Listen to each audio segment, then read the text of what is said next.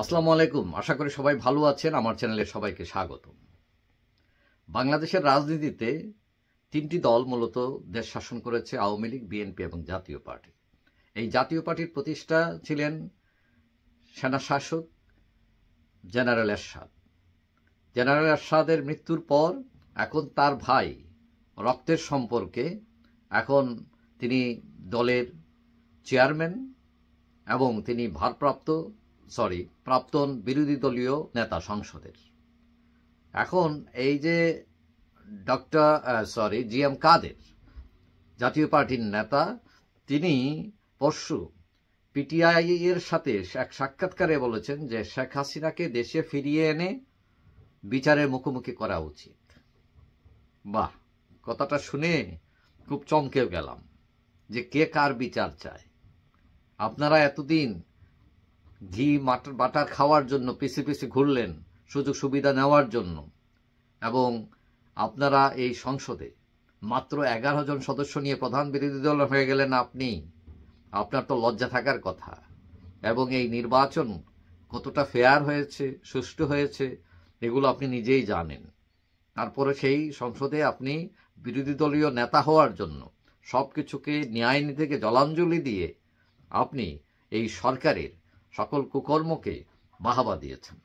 বাহাবা না দিলেও চুপ থেকেছেন, দুটোই অন্যায়। এখন কথা হচ্ছে, আজকে আপনিই আবার বলছেন যে যারা এই শেখ হাসিনাকে দেশে এনে তার বিচার করা উচিত। তো আমার প্রশ্ন যে উনার বিচার হওয়া উচিত, আপনার বিচার হওয়া উচিত নয় কেন? কারণ আপনি তো এই সরকারের একটি অংশ ছিলেন। বিরোধী দলীয় তাদের একটা কোনো ভূমিকা পালন করেননি, আপনি তাদের অন্যায়ের কোনো প্রতিবাদ করেননি। আপনি কি বলছেন না আমি সংসদে যাব না, থাকব না? এবং আপনাকে তো জোর করে কেউ নির্বাচনে নেয়নি। আপনি বলছেন যে আপনাকে তারা বাধ্য করেছে। তো আপনাকে বাধ্য করেছে, আরো তো অনেক দল ছিল, তাদের বাধ্য করলো না কেন? আপনাকে কেন করে খালি? আপনার কি মেরুদণ্ড নাই? নাকি আপনি সাহসী না আপনি অসৎ? তো এইগুলো যদি হয়, আপনি অসৎ হন, সাহসী হন না, আপনি লোভী হন, মেরুদণ্ডহীন, তাহলে আপনার রাজনীতি করার দরকার কি? রাজনীতি করে সাহসী মানুষেরা, রাজনীতি করবে সৎ আদর্শবান মানুষেরা। তাহলে আপনি যদি এই জায়গায় না থাকেন, তাহলে আপনাকে রাজনীতি করতে বলছে কে? এখন কথা হচ্ছে, আপনি এতই নিচু পর্যায়ে নেমে গেছিলেন যে এই যে গত নির্বাচনে আপনার স্ত্রীকে এমপি বানানোর জন্য আপনার দলের যারা নিশ্চিত এমপি হবে নৌকার টিকিট পেলে তাদের গলা কেটে আপনি আপনার বউকে দাঁড় করাইছেন। সেখানেও আপনার বউ ফেল মারছে। অর্থাৎ আপনি আপনার দলের লোকদেরকে, নেতাদেরকে কুরবানি করতেও আপনি পিছপা হন নাই। এবং আপনার নাম অভিযোগ আসছে যে আপনি একনায়কতন্ত্র চালু রেখেছেন এবং মনোনয়ন বাণিজ্য করে কোটি কোটি টাকার মালিক হয়েছিলেন। এখন এই ব্যক্তি এসে যদি হাসিনার বিচার দাবি করে, সেটা নির্লজ্জের হয়ে যায় না? আপনি তো এই যে হাসিনা সরকারের যে এই যে নির্বাচন হলো, যেখানে ভোট দিতে পারে নাই মানুষ, ভোটে যায় নাই মানুষ, সেইখানে যে প্রসাদ ষড়যন্ত্রের মধ্যে আপনিও একজন নায়ক। আপনিও মীর জাফর ঘসিটি বেগমের জায়গায় স্থান নিয়ে